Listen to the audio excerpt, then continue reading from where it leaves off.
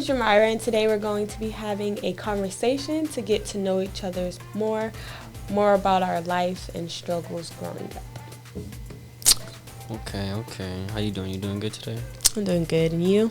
I'm doing all right. The humid. It's Texas. So I'm gonna do an icebreaker. Just answer this honestly. Honestly, okay. I got you. If you could be in any reality show, what would it be? I would definitely say the Kardashians. Why? I would say the Kardashians because I feel like I can fit into their bouginess Okay. and their lifestyle. Like, I feel like I can fit into their lifestyle. And I'll just be like a perfect ad. But it'll also be like pure entertainment for me just because of their fights and things. It's just hilarious seeing it on TV.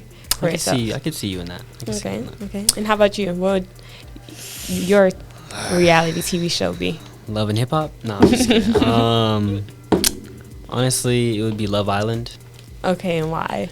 Probably because it's a free vacation, like that's just what the main thing is. And then like the second thing is you might find love. So that's a plus. It's like a C++. C++. Yeah. Then do you know how long they're there for? I think they're there for like at least like a few weeks. Oh, okay. And then if so it it's goes, a paid trip. Yeah. So and they get paid to be on TV. Oh, so okay. it's I can see that. Unless they humiliate themselves, then that's a different story. Yeah, then that's like an instant regret. Yeah. But all right, let's get down to the serious discussion.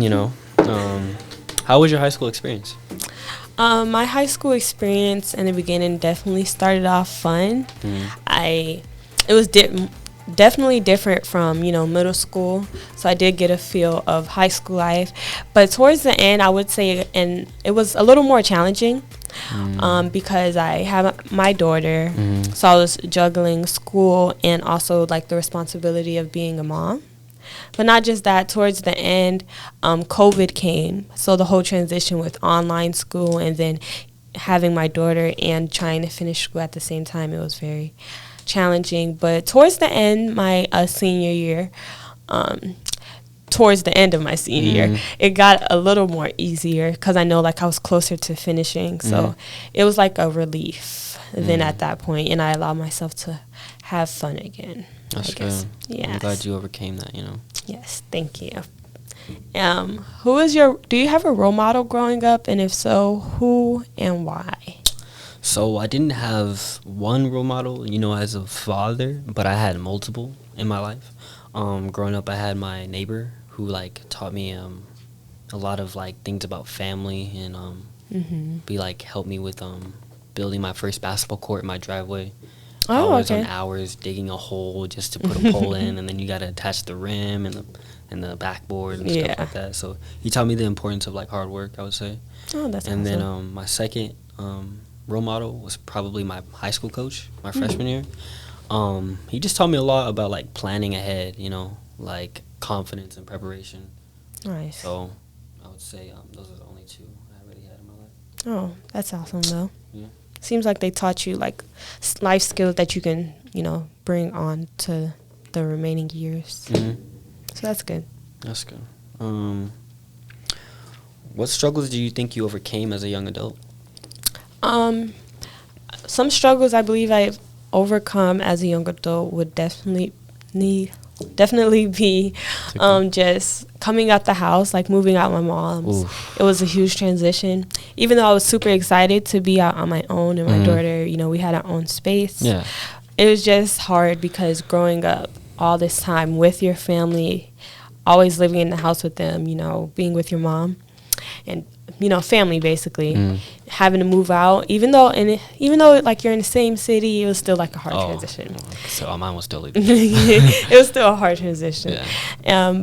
Another struggle I believe I overcome was like mental, just with always with my mental, it wasn't in the best place. I would always resort to the negative or like the bad things. When bad things happen, I automatically go straight to the negative and, like horrible. I would just not go like nowhere towards the positive. But recently, within the past couple of months, I have been more, when something arises, I have faith that it's going to be okay.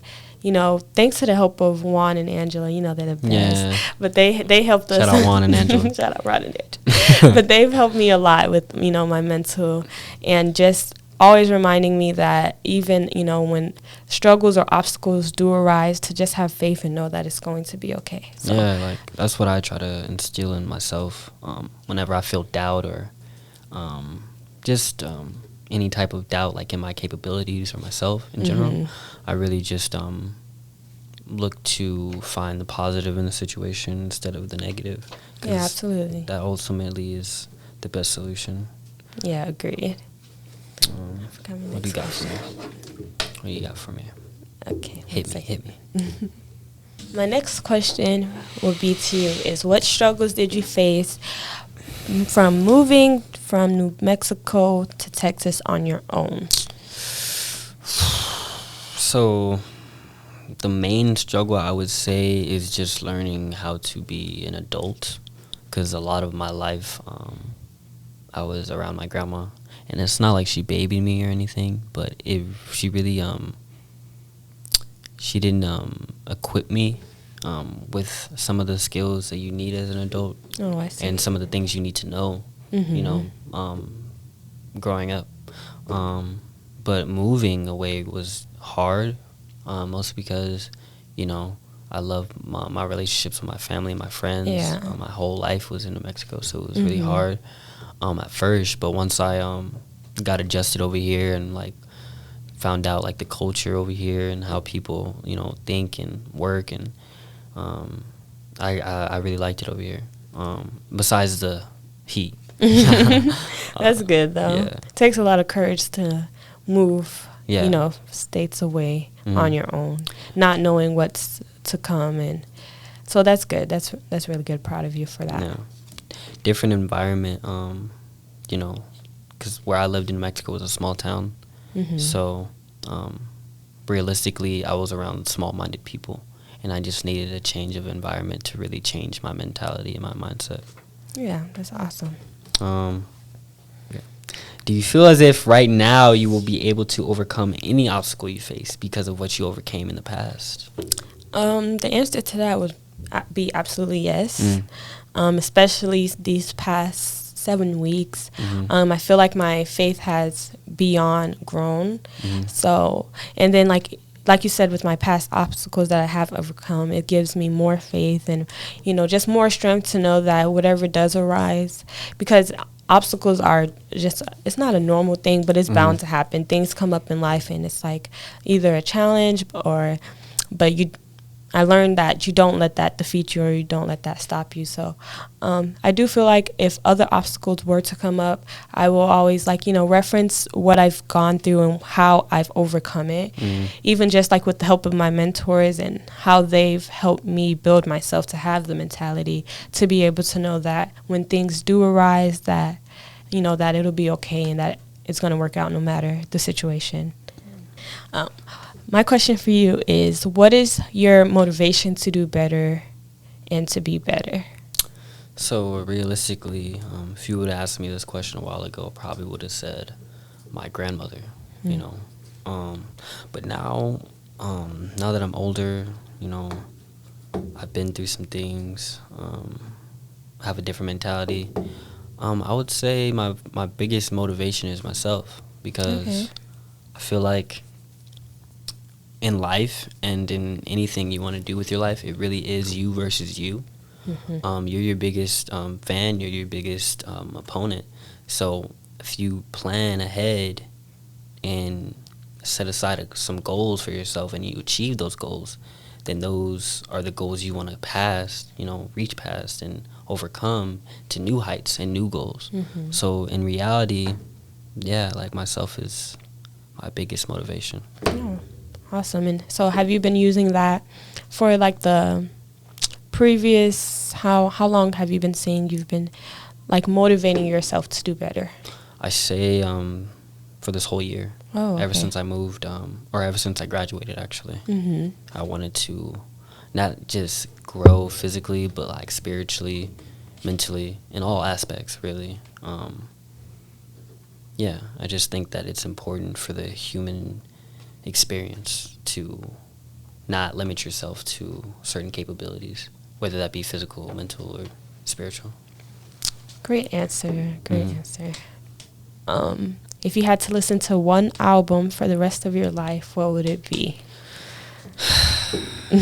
I know it's a hard question. It's a lot of thinking. It's a lot of thinking that you have to put into this. So choose a good album.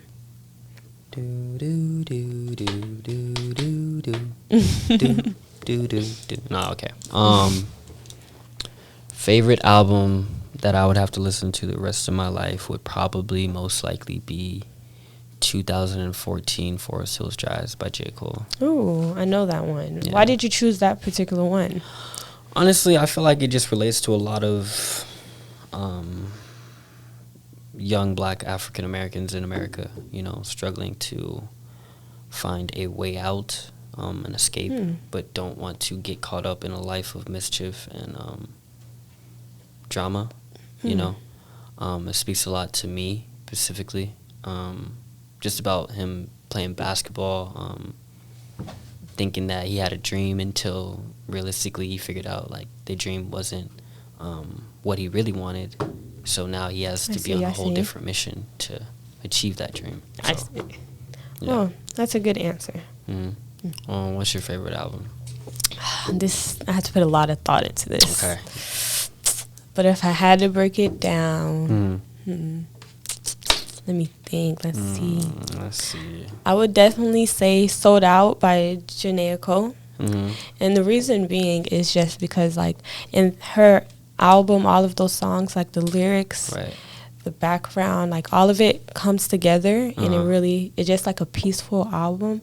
But not just that, like the words that she's speaking and, you know, the music, the songs that she's singing, it really has meaning behind it, and a deep meaning. Like she'll say like sing 2 bars, and you'll listen, like if you deeply listen to the lyrics, you can take those 2 bars into your mind and just, like, you know, expand thought onto that.